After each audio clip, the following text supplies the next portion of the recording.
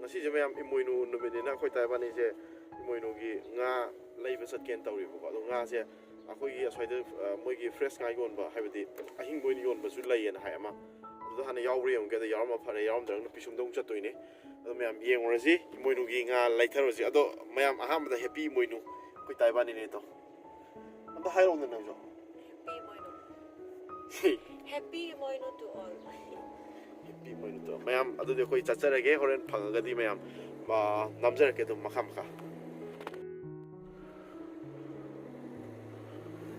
khoi lai thong lai khoi se mayam si hairang ko thong gi thong se la laga somna khanda nga fresh phangwam lai ha ya du nga fresh phang dai na thong lon bro lon de kai go ke fish fish fish asida sile mayam si gi fresh nga phangye na ai mawang ge thoro ko da pu gi bne ba da sum yeng ge na lak ne ma man ji na ko tong za no pem khang tiu je ko han bne sang du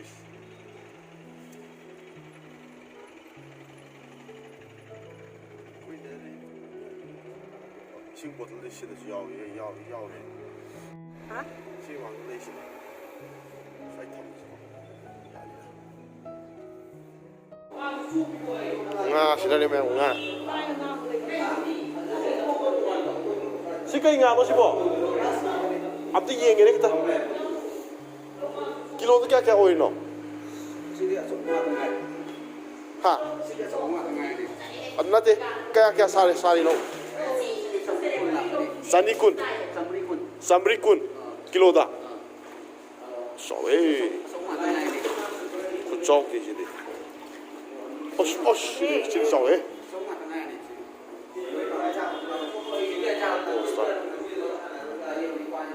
실이 99점 없네. 와.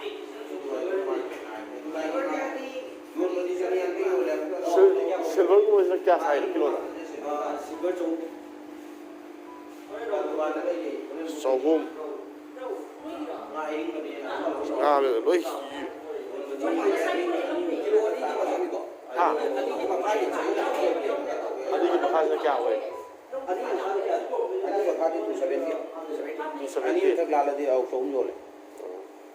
Silver का अपना तो सिपो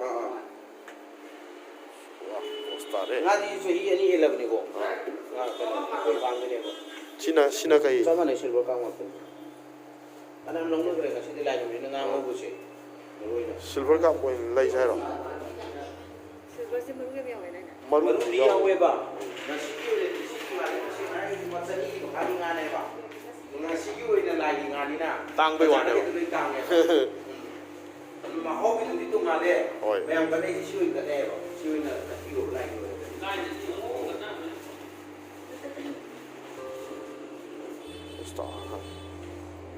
Sini kai ngano. Kabau dari keras. Jadi silver tu beliau re. Rau jauh re. कब ले जाने था silver तो साम होता है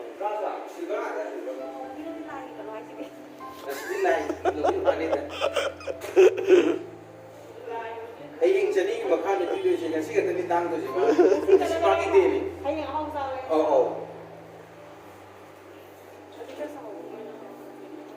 lỡ những video hấp dẫn सी मफम से कई मम्मी का फिश आर्केट तने में आप कोई किसी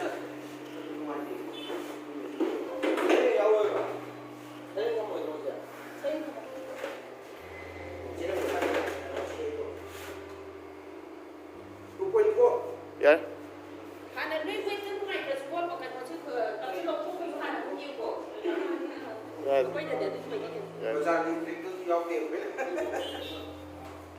कोई हाँ मरे लाइज है अकोई सोमना कंदे ने बा अदो अकोई नागेश दिलाई तो बा सिक्किम दिलाई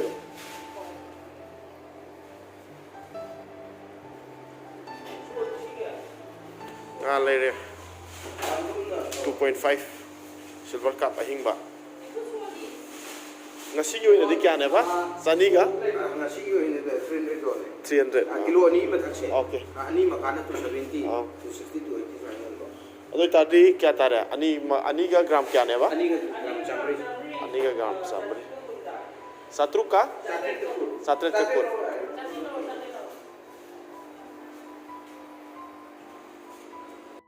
nga later hey ah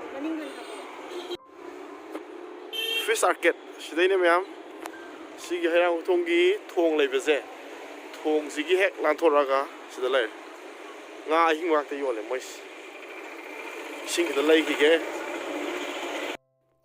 akhoi me ngo sai nga leifam du nga da lore da pisum da yum poche khar lai je na khoi tai ba ni pisum dong lai bazar se matek kap sa ke pisum gi lamudre na trosa mane Oke, pisum market, pisum bazar.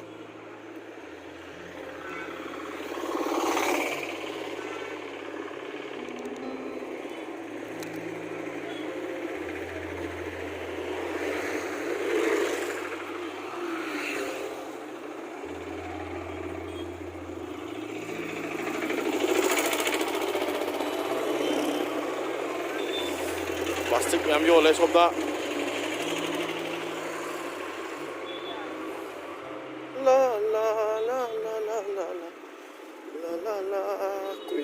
Bazar main satu. Sai tang mana ni? Ada di wali asam kena rom dene. Ada ilai saya lah. Sai yang tang mana? Lah asal. Okay, ada lo yang mana lah? Yang. Kau mafam sendiri macam si yang tang mafam ni. Si seller ni tu.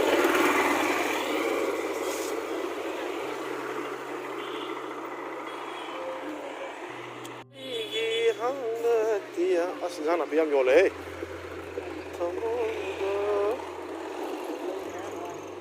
Lapu tharo sing kopi.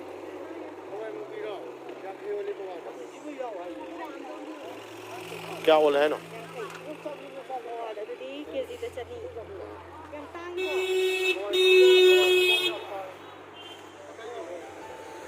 आते ही होंगे.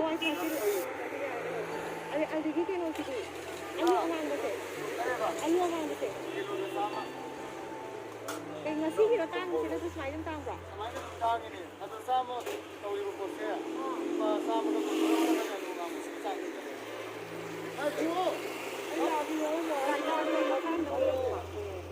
Alu ngang mose kilo da sama.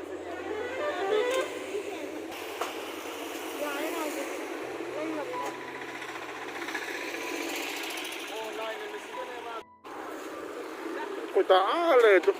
Ini kuasa apa ni ada? Stian ai dare Stian. Emoinu yang ni. Stian ai dare. Emoinu yang kalau kau mau kau no. Emoinu ni tu dah ni kau. Kalau nak kau kamera nak mira kau mian.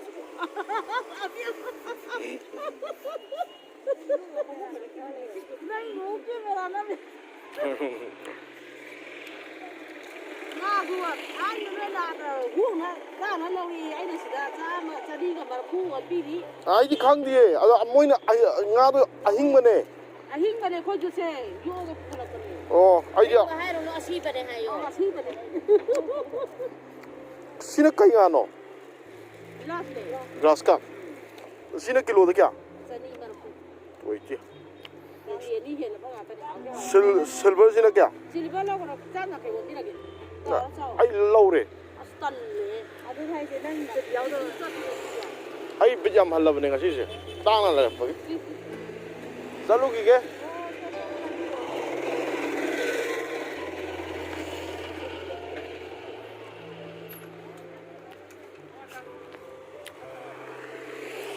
Sudah, aku merak memanggil. Kamu juga ya no. Si kau ino. Nak kopi or malah.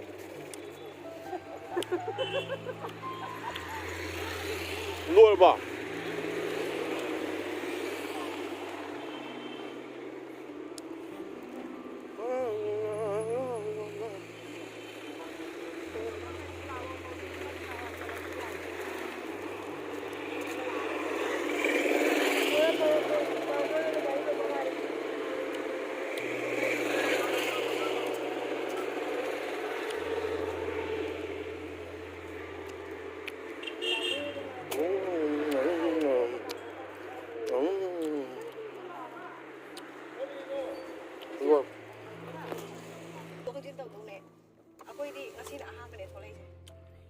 ꯃꯌꯥꯝ ꯂꯩꯔꯨꯔꯦ ꯑꯩꯈꯣꯏ ꯍꯧꯖꯤꯛ ꯍꯜꯂꯦ ꯌꯨꯝꯗ ꯑꯗꯣ ꯀꯩꯅꯣ spices ꯈꯔ ꯂꯩꯒꯦꯁꯤꯕ ꯀꯥꯏꯗꯩꯅꯣ ꯗꯨꯀꯥꯟꯗꯒꯤ ꯁ꯭ꯄꯥꯏꯁꯦꯁ ꯐꯔꯦ ꯁꯤ ꯁꯤꯗꯤ ꯁꯥꯇꯤꯟ ꯑꯃ ꯄꯨꯔꯛꯀꯗꯕꯅꯤꯗ ꯈꯨꯠꯁꯥ ꯑꯃ ꯇꯧꯋꯤꯗ ꯑꯍꯤꯡꯒ ꯂꯣꯏ ꯆꯣꯛꯊꯔꯛꯑꯅꯤ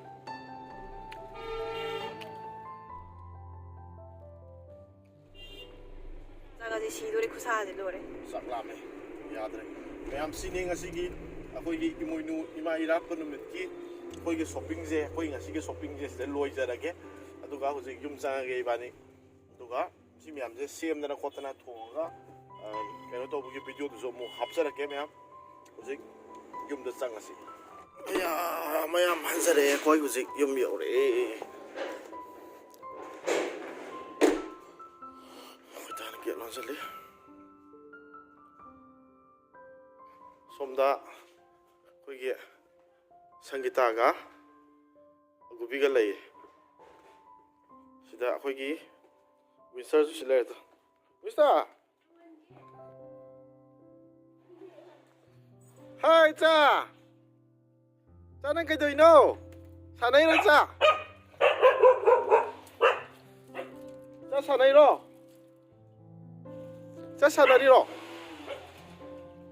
ꯁꯥꯟꯅꯔꯤꯔꯣ 사이클 타이로나 나 두니고 따니고 소커니 야누 타웨 야누 타웨 짜제 야누 타웨 와우 누 타웨 어스 누아이브라 누 타웨 누아이브라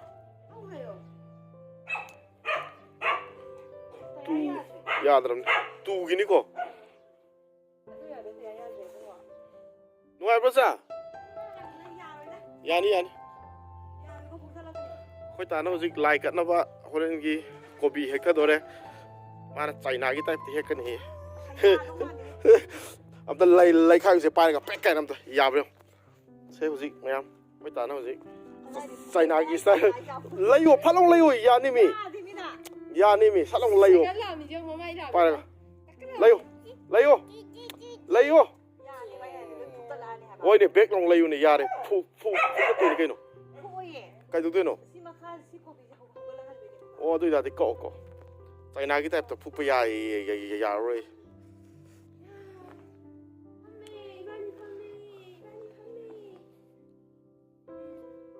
ꯁꯤꯗꯅ ꯑꯩꯈꯣꯏꯒꯤ ꯁꯤꯖꯤꯟꯅꯔꯤꯕ ꯏꯁꯤꯡ ꯃꯌꯥꯝꯁꯦ ꯁꯤꯒꯤ ꯀꯩꯅꯣ ꯇꯧꯐꯝ ꯁꯤꯗ ꯒꯨꯍꯥ ꯑꯃ ꯂꯩ ꯁꯤ ꯀꯣꯟꯅ ꯎꯠꯂꯛꯑꯒꯦ ꯃꯌꯥꯝ ꯐꯖꯅ ꯍꯧꯖꯤꯛꯇꯤ ꯁꯤ ꯀꯥ ꯆꯪꯉꯒꯦ ꯌꯨꯝꯗ ꯍꯣꯏ ꯅꯪ ꯀꯥꯔꯅꯤ ꯅꯨꯡꯁꯥꯗ ꯁꯨꯝ ꯌꯥꯏꯕꯗ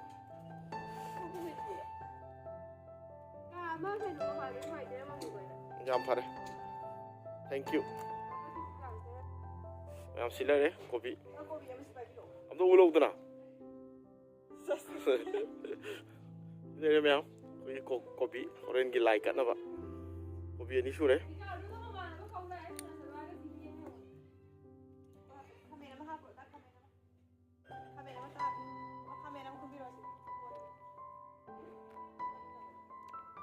ꯑꯁꯤꯁꯨ ꯑꯩꯈꯣꯏ ꯍꯤꯡꯒꯣꯜꯗ ꯄꯥꯟꯖꯕ ꯈꯥꯃꯦꯟꯅꯤ ꯂꯩꯔꯣꯀꯣ ꯆꯥ ꯅꯪ ꯗꯨ ꯑꯁꯤ ꯕꯥꯏ ꯒ ꯇꯧꯁꯤꯜꯂꯤ ꯕꯥꯏ ꯅꯪ ꯗꯨ ꯊꯧꯔꯣꯀꯣ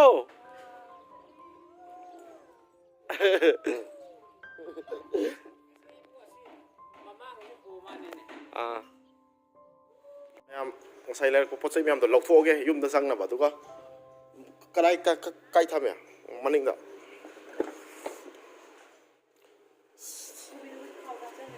합쳐.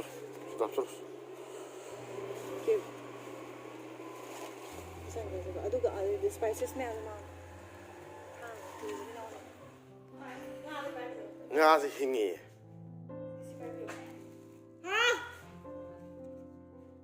ꯀꯥꯏꯗ ꯑꯃꯨꯛ ꯌꯦꯡꯉꯨꯗꯣꯏꯅꯣ ꯃꯥꯁꯦ ꯀꯩꯅꯣꯝ ꯇꯧꯔꯝꯒꯅꯤ ꯑꯗꯨ ꯌꯦꯡꯉꯨ ꯍꯥꯏꯁꯦ ꯀꯩꯗꯧꯔꯒꯦ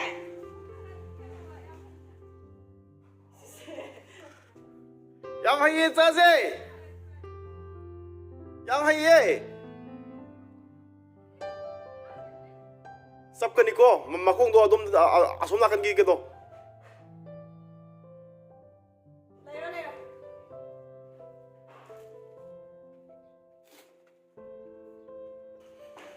ꯌꯨꯝ ꯌꯧꯔꯛꯑꯦ ꯑꯩꯈꯣꯏꯒꯤ ꯍꯧꯖꯤꯛ ꯃꯌꯥꯝ ꯉꯁꯤ ꯂꯩꯔꯛꯄꯁꯤꯡꯗꯣ ꯁꯤ ꯂꯩꯔꯦ ngase kobi di hingon gidoni si lere mayam ngase hingibne ngasi budi hingi ko man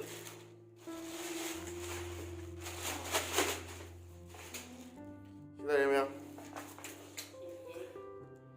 욕설로마 우린 힝을 같이 라이다 종전 실내면 ngazi nga hingmane 누가 애플 게게 칼라이네 CEO들이나 오늘 거기 모이는지 사이도 오이브네 오늘 걔는 돌아간다 우짜라게 이모이누기 알아가지 따야리 또 호르면 아도 매am ngasi제 aina akhoi ngasai shopping chapado ada aigi subscriber amani thengneyebo ado moi kaubire kauraga wari ga sungak sala yam nuai hai tare adoi naga keno toroga thengna kan daga adoi kaubire tena tawdo ado ma'am अतोपा आइगी subscriber सिंग थेंगनाबा लेरगसु आई comment तौरपु जावे नहान अदुदा उरमे अद तौरमे गायनको अदो थेंगनागदि कौबिरो ngahak haibadi ainasu sak khangjabugi tanjadu phangidनको आइगी अखोइगी इमुंगी इचम चमना नमजो भिडियो खरसे येंगबिबने हाबदो अदुमाइना कौबिरबदो याम नुंगाइजे हाइतारे thank you very much ma'am अदो आई ngasiगidi हुजिकी ओइना आयुकी सी भिडियो सिगी ओइना दिसी मतंगजा लोइसिनजरगे अतोपा होरेन नुंदांगे मो मखा समझजरगे